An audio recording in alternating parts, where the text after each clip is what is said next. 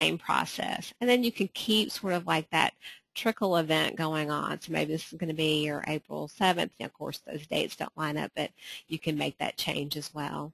And then the same list, and then keep that process going. So the only prerequisite, again, is that the template be set up as well as a custom list or a group set up as well.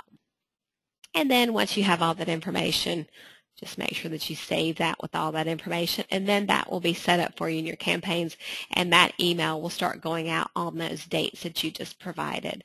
And that information will also be pulled through to your mass mail summary report as well, with the details of what took place during that mass email. I'm going to go ahead and delete this so it doesn't get sent out. I don't want anyone receiving my awful template that I just created. I probably wouldn't like that. But if you have any further questions about campaigns, we can handle that through Q&A or offline as well. So the next section here is going to be the media spend. So this will allow you to keep track of all of your expenses that you have that are actually joined up through your questions in the system. So you've got your how heard question that typically everyone has in Lasso. So I'm just going to delete this and start over and show you how you guys can start from scratch here. So in your question category here, select the question that you want to associate any type of expenses with. So I'm going to click on the how heard button here. Put in any comments here. Maybe this is going to be your 2014 budget. Go ahead and put that in the comments, and then click on the little save or little floppy icon here. And then down at the bottom, you can start adding your different spends.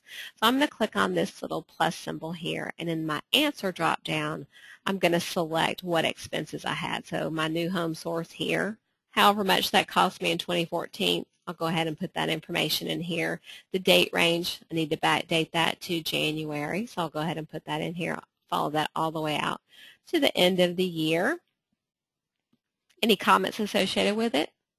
And then once you've entered that information, click the save button or the floppy again. It takes a couple seconds for that to save, but once it does, you'll see that there's an X there. If you want to add additional expenses, go ahead and do the same thing for all of your other expenses here, and go through that same process.